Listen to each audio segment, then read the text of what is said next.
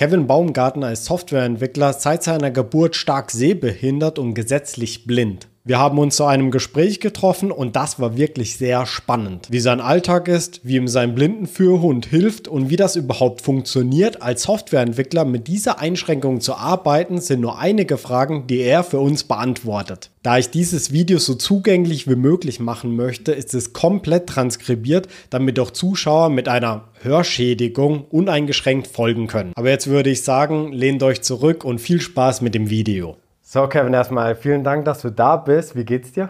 Hey, vielen Dank, dass ich hier sein darf. Mir geht's sehr gut, Dankeschön. Für die Leute, die dich nicht kennen, kannst du dich mal kurz vorstellen. Ja, mein Name ist Kevin, ich komme aus der Schweiz, bin Softwareentwickler und entwickle iOS-Apps. Genau, wir haben uns kennengelernt über LinkedIn. Genau. Weil ich ein Video gesehen habe von Kevins Arbeitgeber, die so ein bisschen seinen Arbeitsalltag gezeigt hat als Softwareentwickler. Und dann haben wir ein bisschen miteinander geschrieben und haben gedacht, das wäre eine ganz coole Idee, weil ich so viele Fragen hatte, wie das alles funktioniert und so weiter. Und dachte mir, das wäre eigentlich eine ganz coole Idee für ein Video, weil wahrscheinlich viele andere Leute auch ähnliche Fragen haben. Ja, das denke ich mir. Genau. Ja, noch kurz für die Leute vielleicht noch zum Sagen, dass eben ich bin gesetzlich gesehen blind. Ich sehe jedoch noch ein ganz wenig, also da können wir dann nachher noch genauer drüber sprechen, aber genau, deshalb ist auch der Große hier. Das ist Arco, mein Blindenführhund. Und genau. Genau, wir haben ja heute schon den ganzen Tag eigentlich miteinander verbracht und ich habe auch so ein paar Situationen mal gefilmt, wie das auch ist mit dem Arco und wirklich sehr spannend. Das können wir dann an den passenden Stellen, werde ich das natürlich alles einblenden. Und genau, also wir haben ja im Vorfeld schon mal miteinander gesprochen. Du bist ja noch nicht so lange Softwareentwickler und du hast davor auch was anderes gemacht. Genau. Also ich habe zuerst das KV gemacht, das ist in der Schweiz der Kaufmann EFZ. Das ist so eine Ausbildung, die dauert 3 Jahre. Das ist so eine Bürolehre, also du lernst da ganz viel über Buchhaltung und solche Sachen. Dann habe ich auch auf diesem Beruf gearbeitet, als Assistent der Bereichsleitung Marketing. Habe ich dann fast 2 Jahre da gearbeitet und dann wollte ich in die IT wechseln und konnte dann eine 2-jährige Ausbildung machen zum Informatiker, Fachrichtung Applikationsentwicklung. Aber wie es dazu kam, dass du Softwareentwickler warst, das war eigentlich eine ganz lustige Geschichte. Ja, genau. Also ich war in Las Vegas mit einem Kollegen und er hat mich eigentlich den ganzen Flug über also auf der Rückreise darüber und auch schon ein bisschen vorher schon dann darüber so, wie sagt man das, so ein bisschen darauf eingestimmt, ja komm doch in die IT und du weißt so viel über Technik und du musst das Know-how nutzen und aber dein Kollege ist auch Softwareentwickler? Er war schon Softwareentwickler, hat dieselbe Ausbildung gemacht, also auch das KV und dann genau denselben Berufsumsteiger. Und ja, dann sind wir in Zürich gelandet und ich habe mich dann so 2 Stunden später bei einer Schule gemeldet, die den Berufsumsteiger macht, habe mich angemeldet, noch überhaupt nicht mit meinem Chef geredet. Bin dann am nächsten Tag ins Office, habe dann gesagt, so hey, ja, ich würde gerne in die IT wechseln. Können wir da irgendwas dealen?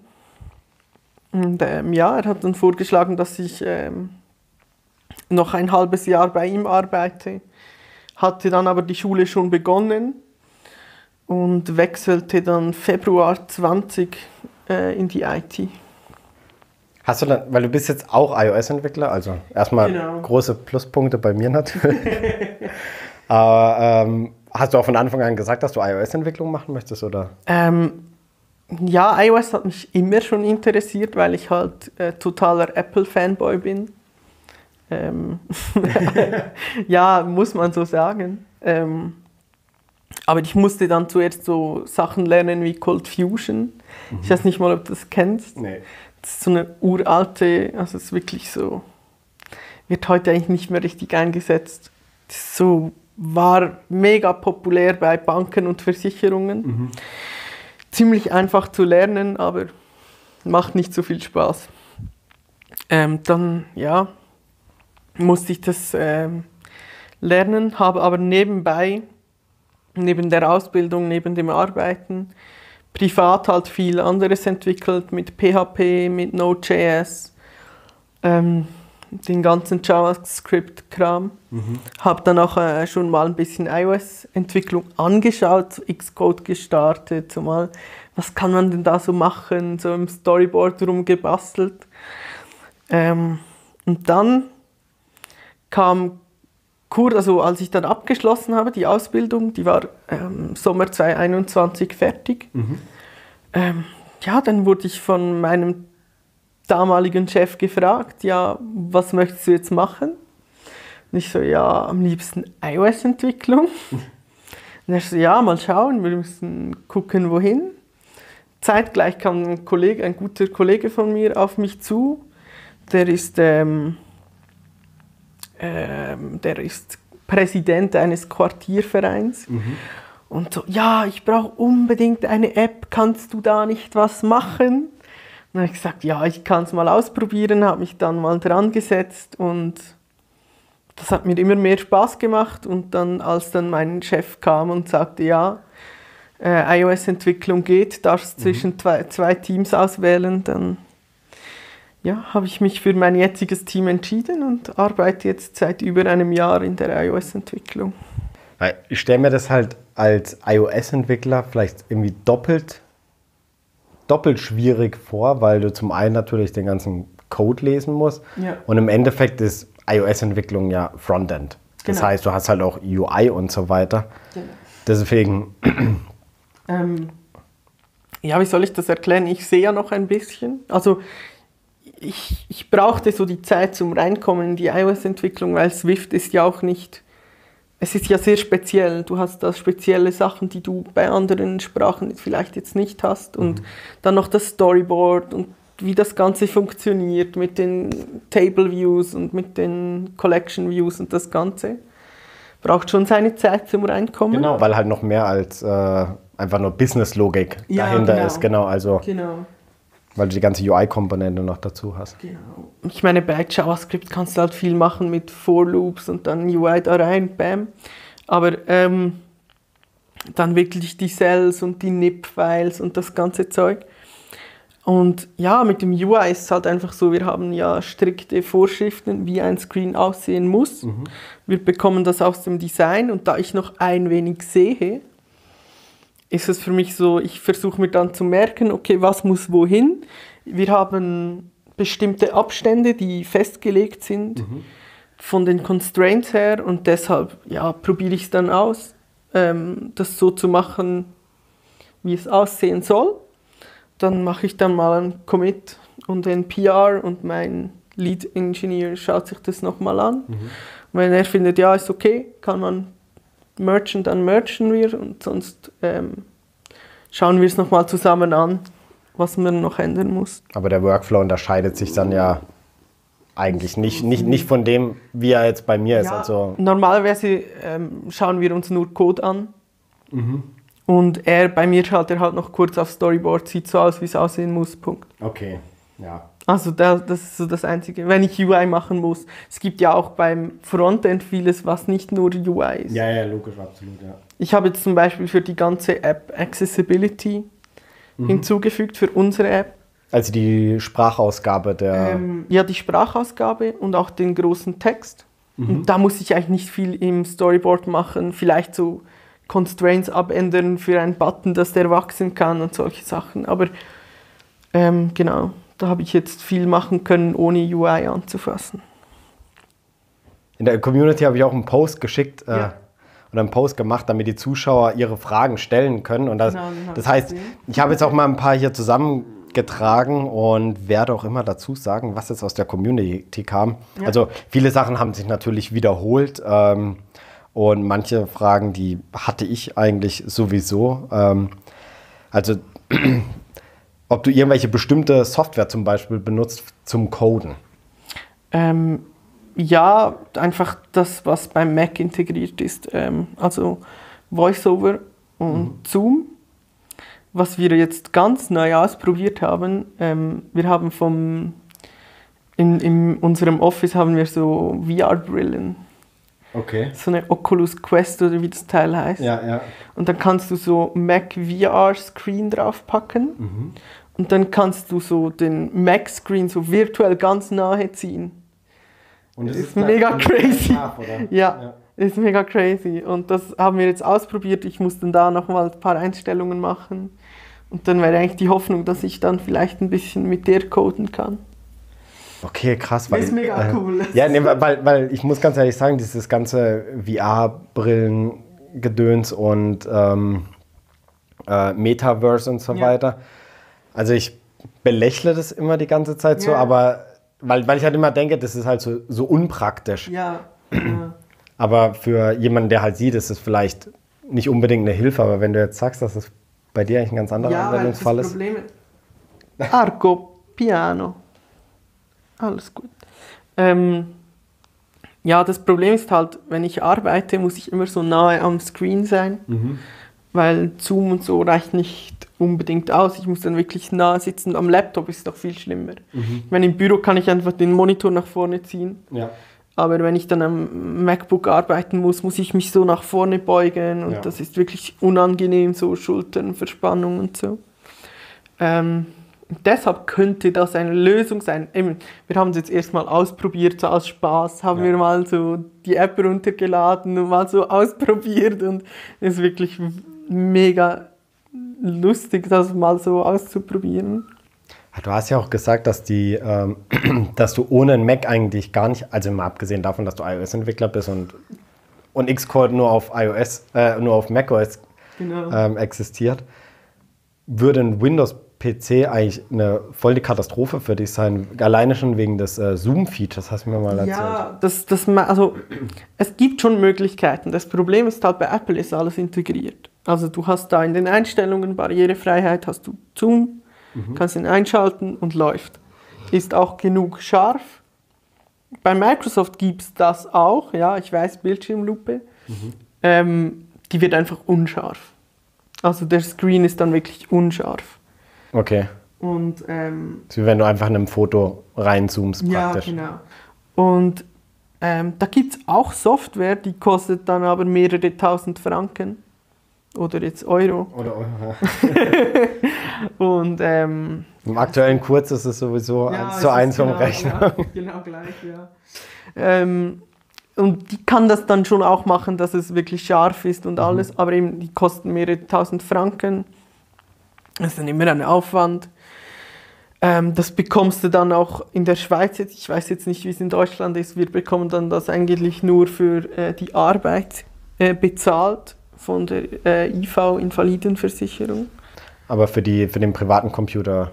Nee, ich glaube nicht. Also ich brauche sie auch nicht, deshalb habe ich sie auch nicht, weil ich am Mac arbeite. Genau. Und auch die Vorlesesoftware, ich glaube, Microsoft hat jetzt eine implementiert mit Windows 10 oder 11, aber auch diese ist nicht so gut wie VoiceOver. Also hast du das Gefühl, dass bei... Und auch da gibt es dann eine bezahlte Version, die viel besser ist, aber eben die kostet auch wieder tausende Franken. Also die nutzen das ja praktisch aus. Ja, total. Weil sie wissen, die Leute brauchen es und sie wissen, okay, es muss es ja jemand zahlen. Und meistens zahlen es, ich weiß nicht, bei euch glaube ich die Krankenkasse. Ja, wahrscheinlich zahlt es die Krankenkasse. Und bei uns halt die IV. Und deshalb haben sie so hohe Preise. Also privat kannst du dir das nicht leisten. Okay, krass. Und beim Mac ist halt alles vorinstalliert. Es ist wie, ich hatte, als ich für iOS die Accessibility fertig gemacht habe, in unserer App, musste ich dann die auf Android auch noch testen, wie es da aussieht. Auf Android? Auf Android, ja. Einfach halt, weil ich weiß, wie es klingen muss. Ja. Und so, und da, ja, kannst du das nicht kurz auf Android auch noch testen? Dann habe ich da mal gesucht und hey, da gibt es Talkback und das hat irgendwie 2 Stimmen, dann ist Feierabend. Und bei VoiceOver kannst du im Englischen schon nur irgendwie 10 Stimmen auswählen. Und die auf Android klingen so unnatürlich, so übel. Aber generell die Accessibility-Features auf iOS sind besser, oder? Also ich finde schon, ja, definitiv.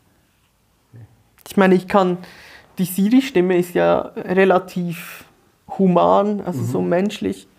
Und ich kann die für VoiceOver auswählen.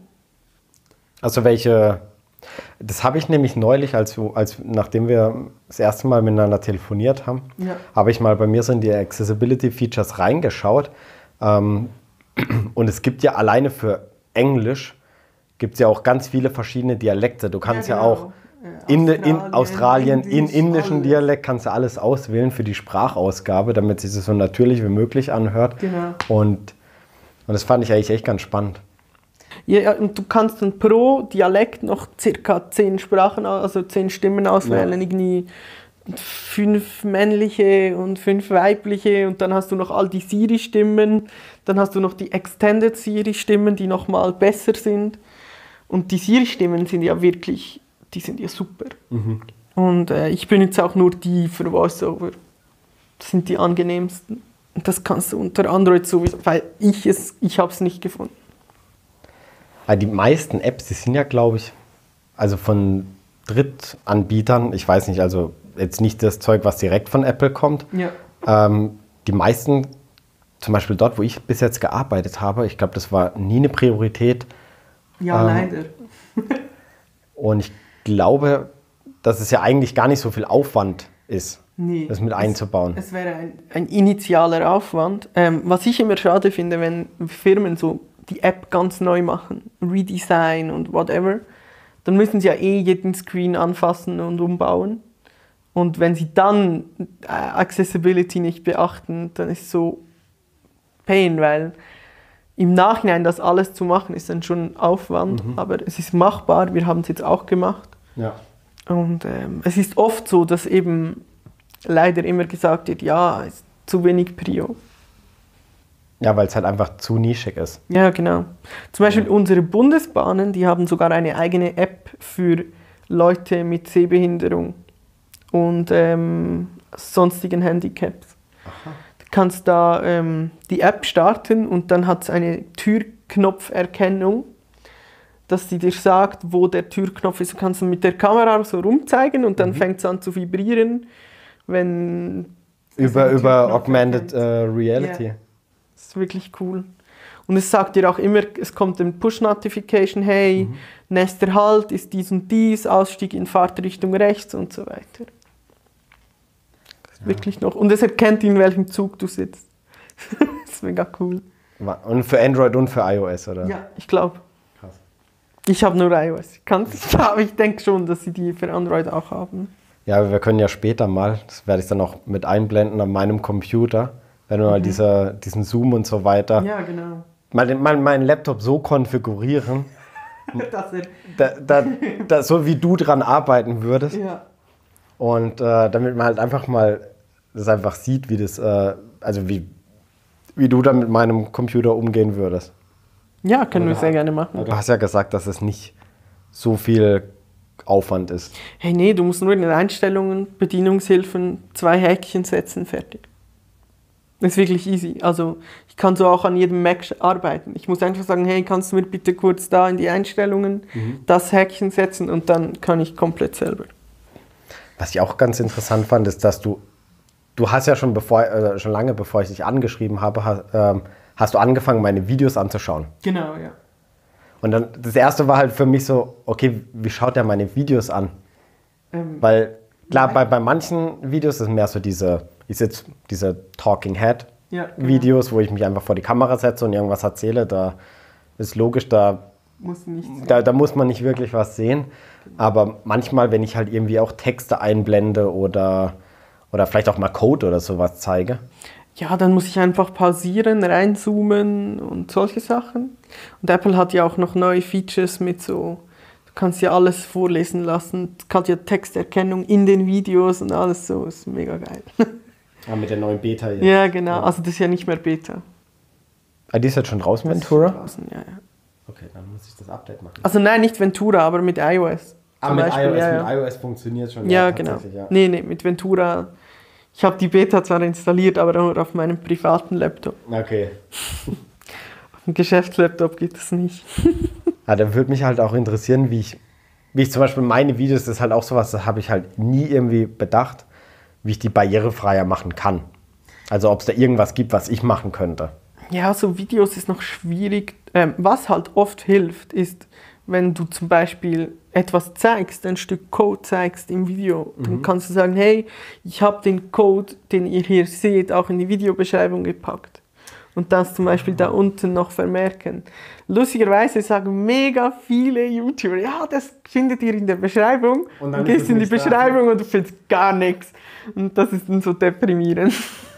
Dann denkst du so, okay, danke. Ja, gerade bei großen YouTubern ist es halt so, dass es nicht alles von einer Person gemacht wird, sondern eine Person nimmt es auf, eine zweite schneidet es und die dritte lädt es dann hoch und schaut sich das Video dann auch nicht mehr wirklich an, weil wozu auch? Es haben sich ja schon andere Leute angeschaut. Genau. Und dann, ja, das wäre noch praktisch, weil so, ja klar, also ich sehe nicht alle Schriften in Videos, oft wird ja dann auch irgendwo noch etwas reingeslidet und da steht was drauf und das ignoriere ich dann einfach. Ich hoffe meistens, dass man mit nur Zuhören alles mitbekommt. Okay. Und sonst eben pausieren, am iPhone zoomen, das geht eigentlich okay. Ja, ich habe es in der Anmoderation, habe ich es auch gesagt, dass ich dieses Video hier komplett professionell transkribieren lasse, damit auch Leute, die vielleicht nicht hören, dieses Video trotzdem anschauen können mit Untertiteln, weil diese YouTube-Untertitel, die sind, glaube ich, an sich gar nicht so schlecht. Aber ich glaube, wenn man es einfach manuell hochlädt, dann sind wir da auf der sicheren Seite. Genau. Ja, wir können mal eine Frage aus der Community rausnehmen. Zum Beispiel, ja gut, das haben wir schon geklärt, wie du gemerkt hast, dass dir Programmieren Spaß macht. Also wir haben dann gemerkt, wie ich dazu gekommen bin, aber ich habe ja schon vorher mit dem Kollegen eben immer wieder mal etwas gebastelt. Er hat mir dann immer so Sachen gezeigt. Früher war ich eher so der ja, wie soll ich sagen, Linux-Systemler. So. In der Schweiz nennen wir das Systemler. Das sind so die Systeminformatiker. Das fand ich einfach cool. Ich dachte dann immer so, ja, App-Entwicklung mega schwierig und er hat mir dann so gezeigt und dann... Ist er App-Entwickler? Er war schon App-Entwickler. Er hat wirklich wir haben den gleichen Weg gemacht. Und er ist aber 2-3 Jahre älter als ich. Und dann hat er mir immer so gezeigt, hey, look, schau, ich habe das und das gemacht. Dann haben wir zusammen irgendwie angeschaut, wie, und dann habe ich immer so mir gedacht, ja, doch, könnte ich doch auch. Und er sieht zwar ein bisschen besser als ich. Aber ach, er hat auch eine Sehbehinderung? Ja, oder? genau. Ach so, okay. Ja. Aber er sieht besser als ich. Genau, da können wir es vielleicht auch mal aufklären, weil blind heißt ja nicht gleich blind. Also da gibt es ja auch verschiedene Abstufungen und gesetzlich blind heißt ja nicht unbedingt... Dass man gar nichts sieht. Genau, und bei dir ist es ja... Ich bin zwar gesetzlich blind, also gesetzlich blind, kurz für den Ding, ist so, glaube ich, unter 2% ist man gesetzlich blind. Das ist jetzt einfach die Definition in der Schweiz. Wie es in Deutschland ist, kein Plan. Ich werde die Informationen raussuchen und dann unten verlinken und ich mache es wirklich. Perfekt. Und ich sehe auf dem linken Auge gar nichts. Das hat zu tun mit einer Operation schon lange her. Und auf der rechten Seite sehe ich jetzt noch 1/4%. Aber, 1/4%. Genau. Und es wird auch immer schlechter. Das heißt, aber aktuell ist es stabil. Wie kann man sich diese 1/4% vorstellen? Also ja, für mich ist es noch schwierig zu erklären, weil für mich ist es ja Normalität. Ich habe noch nie besser gesehen, aber ich kann jetzt einfach das sagen, was mein Arzt sagt. Es ist halt alles verschwommen, also verschwommen wie durch so Milchglas. Und halt alles viel kleiner für mich. So. Also vor allem auf dem linken Auge, ich habe ja mal auf beiden Augen gesehen. Und links wurde es ja dann immer schneller und also schlechter. habe ich immer gemerkt, wie alles kleiner wurde auf dem linken Auge. Aber ja, und eben alles verschwommen und so Umrisse. Und was ich das Glück habe, ich sehe Farben. Ah, du siehst Farben? Ich sehe Farben. Okay, deswegen, als ich vorhin die Lampen ausgepackt habe und die RGB-Dinge angemacht habe, hast du auch gesagt, dass es eine richtig unangenehme Farbe ist, die ich da erst als eingestellt hatte. Ja, genau. Okay, ja, ich versuche mal irgendwie eine Referenz rauszufinden. So eine Art Simulation, damit man sich das ein bisschen vorstellen kann. Ich kann mal versuchen, auch noch was herauszufinden. Genau, damit man das so ein bisschen einblenden kann, damit man so ein bisschen... Ja, eben, es ist halt auch schwierig zu sagen, weil, wie gesagt, wenn ich ja schaue, sehe ich es ja, wie soll ich sagen, ich weiß ja gar nicht, was für euch scharf ist und was für euch unscharf ist. Ja. Also kann ich nicht sagen, okay, ich sehe unscharf, weil ich habe ja die Referenz gar nicht. Aber laut meinen Ärzten ist es unscharf. Okay. Ja, wir versuchen auf jeden Fall ein paar Infos daraus zu finden. Genau, also noch eine andere Frage aus der Community. So, was sind so die größten Hürden in deinem Leben? Die größten Hürden sind Menschen mit Unverständnis. Also Leute, zum Beispiel, eben, er ist ja mein Blindenführhund. Ist jetzt halt nicht aufs Coden gedingst, aber wenn ich mit ihm unterwegs bin und in einem Laden bin und dann kommt die Verkäuferin und sagt, Hunde sind hier nicht erlaubt, gehen Sie raus. Und dann musst du immer so diskutieren, ja, aber es ist ein Blindenführhund und er darf. Und sie so, ja, nee, aber er ist Hund und ist verboten. Ich so, ja. Und dann geht so 10 Minuten nur drauf zum Diskutieren, dass er jetzt in den Laden darf. Und da, ja, das ist so Sachen, aber... Ja, das war ja heute auch im Supermarkt.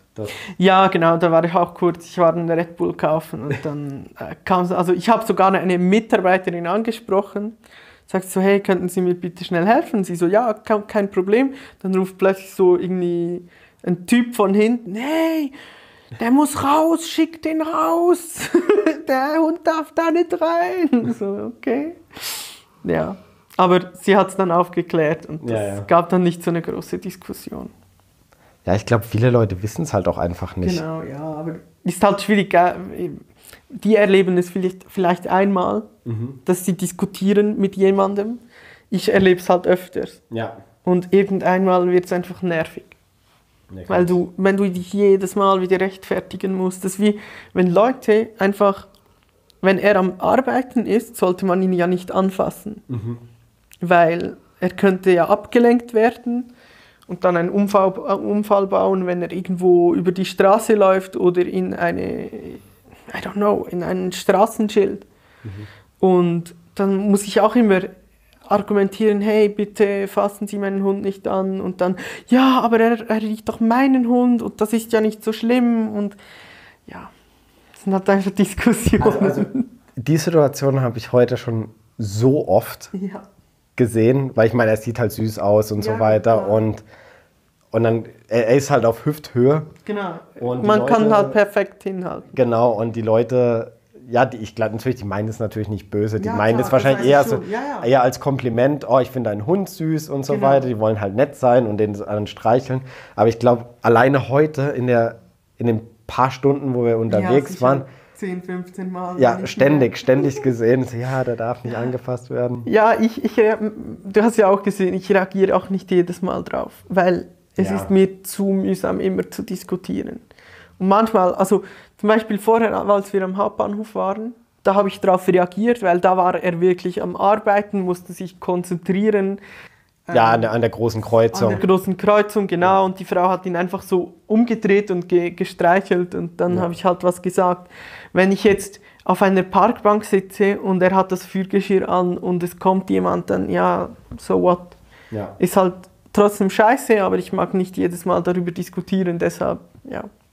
Und man weiß auch nie, wie das Gegenüber reagiert. Ich hatte auch schon, dass ich gesagt habe, hey, bitte könnten Sie meinen Hund nicht anfassen. Und dann ist er ausgerastet und auf mich losgegangen. Auf sich losgegangen? Ja, weil, ja, I don't know. Okay. Und das ist dann halt so, ja, muss immer ein bisschen schauen, wem du jetzt was wirklich sagen willst. Auch wenn es ja mein gutes Recht ist, blöd gesagt. Aber ja. Aber was würdest du dir dann von den Mitmenschen generell einfach wünschen, wie sie dich zum Beispiel unterstützen könnten? Weil ich habe jetzt heute nicht das Gefühl gehabt, dass du krass auf fremde Hilfe angewiesen bist. Nee, das bin ich eigentlich nicht. Ich versuche so viel wie möglich selbstständig zu machen. Was vielleicht eine Hilfe ist, dass wenn Leute einfach Franz, er hat gefurzt. Ja. Ja, das heißt, er fühlt sich gerade wohl, ja. Aber bei mir ist halt auch leiser, man riecht es dann nur. Also, das Mitdenken manchmal. Also heute habe ich jetzt das hier nicht erlebt, aber in Zürich erlebe ich das oft, wenn wir Rolltreppe fahren am Hauptbahnhof. Dann, ich weiß nicht, wie das hier ist, so, wir haben die Regel rechts stehen, links gehen auf den Rolltreppen. Und ich versuche den Hund auch immer auf die Seite zu nehmen, dass die Leute durchlaufen können. Aber man muss ja auch studieren, dass wenn man so knapp oben am Ende dann überholen will, dass der Hund ja dann blockiert wird und nicht von der Rolltreppe kommt. Ja. Wenn er dann nicht von der Rolltreppe kommt, bekommt er Panik. Ja. Und das würde ich mir einfach wünschen, dass die Leute dann vielleicht halt dann mal schnell eine Sekunde warten. Oder die Leute, die dann überholen und dann noch das Handy in der Hand haben und dann oben stehen bleiben. Das sind noch fast die Schlimmeren, weil man kann nicht weg. Und für den Hund ist es dann mega der Stress. Er weiß dann gar nicht, hey, ich komme hier nicht runter. Was ist denn los? Und das ist wirklich übel. Und eben manchmal halt einfach mehr schauen und nicht aufs Handy gucken. Ja, gut, das sieht man ja heute ständig, gerade in der Innenstadt, irgendwie die Leute nur mit dem Gesicht auf dem Bildschirm. Total, aber das ist dann mega anstrengend, weil zum Beispiel, wenn die Treppe runtergehen, dann kann er nicht einfach so die Seite wechseln und allen ausweichen. Ja.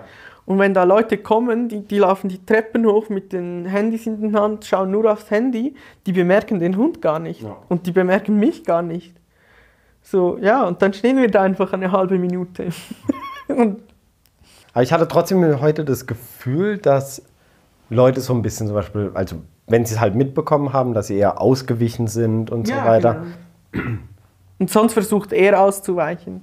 Genau, ja, also gerade als wir in dieser ziemlich engen Straße, wo die ganzen Restaurants und die Tische und so weiter draußen waren, da ist ja eher wirklich wie im Slalom eigentlich durchgelaufen. Das ist echt der Wahnsinn. Auch diese ganzen Kommandos, die er drauf hat, also ich meine, mich überrascht natürlich, weil mein Hund hört halt gar nicht und macht nur, was er will.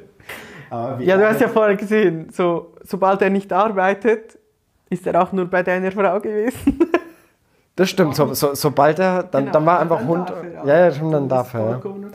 Aber sobald er dieses Führgeschirr, also wirklich wie ausgewechselt, komplett ruhig, tiefenentspannt, also. Und wie alt ist er jetzt? Jetzt ist er 8,5. 8,5. Das heißt, er geht bald in den Ruhestand. Ja, zu circa einem Jahr wird er pensioniert, kommt zu meinen Eltern und ich kriege einen neuen. Bekommst du dann direkt nahtlos einen neuen? Ja. Also er wird dann irgendwann am Sonntag zu meinen Eltern gehen und am Montag habe ich den neuen Hund. Ich weiß, es tönt mega böse, wenn ich das so sage, aber ich bin froh, dass er zu meinen Eltern gehen kann, weil andere, also es ist so, du musst den Hund abgeben, außer du willst ihn behalten, dann bekommst du aber keinen neuen mehr und er darf nicht mehr arbeiten.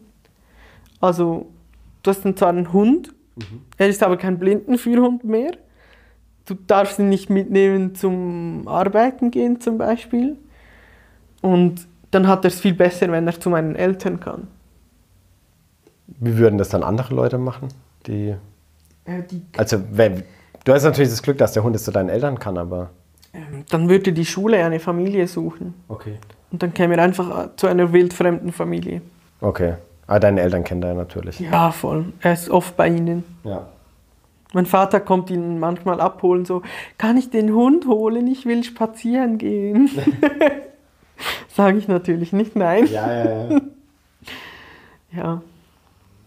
Genau, und eben dann für mich ist es dann wie Erleichterung, okay, er hat jetzt wirklich dann sind 7, 8 Jahre gut gearbeitet und kann dann noch seinen Rest des Lebens genießen und muss nicht mehr arbeiten und genau.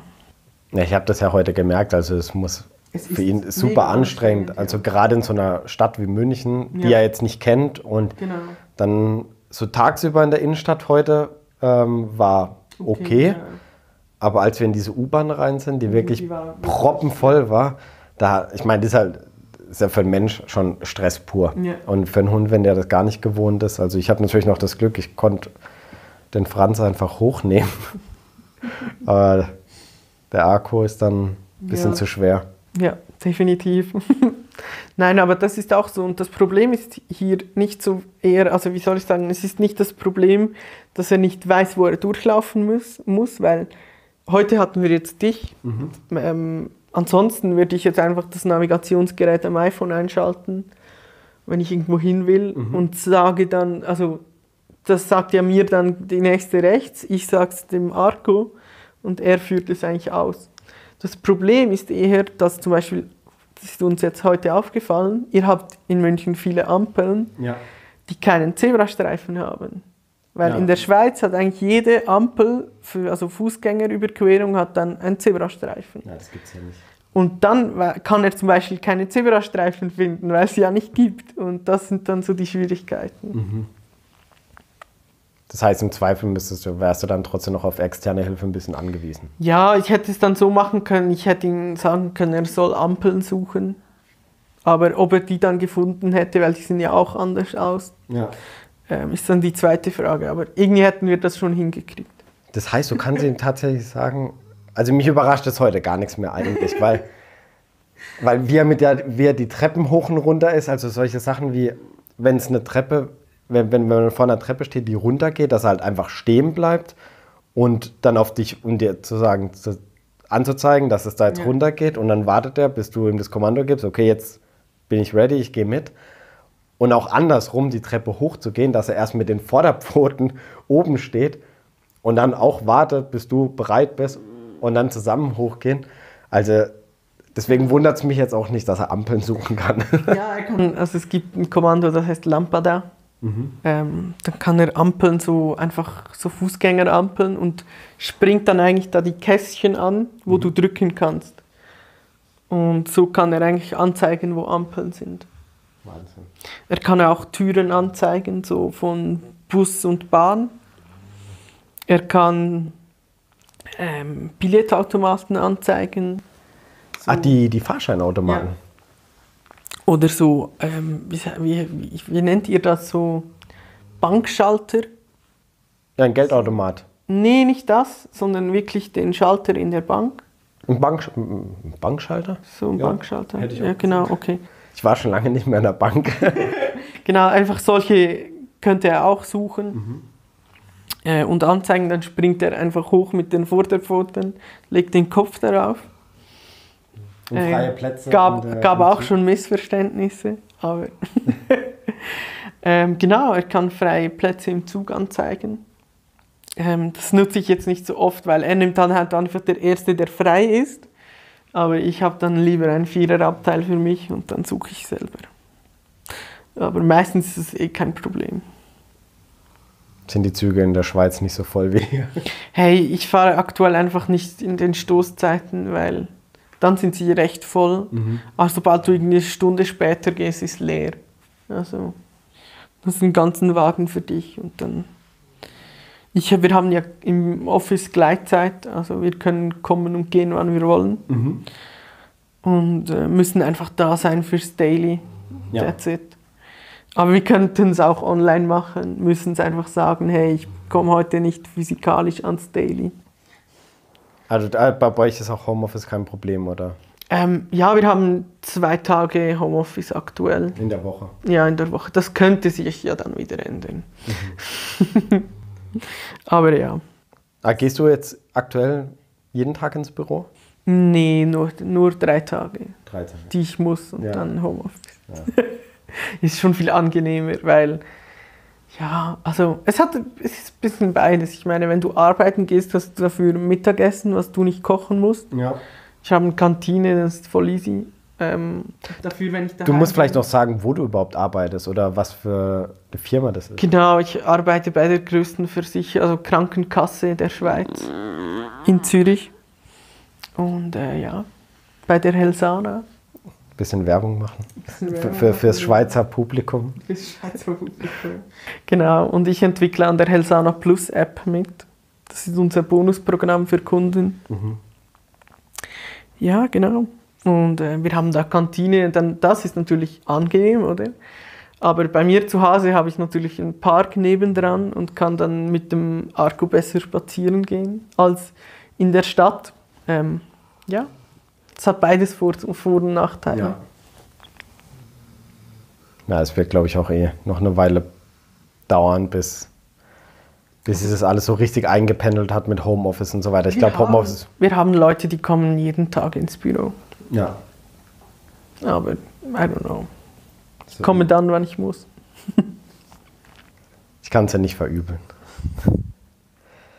Ja, ich weiß nicht, gibt es noch irgendwelche abschließenden Worte?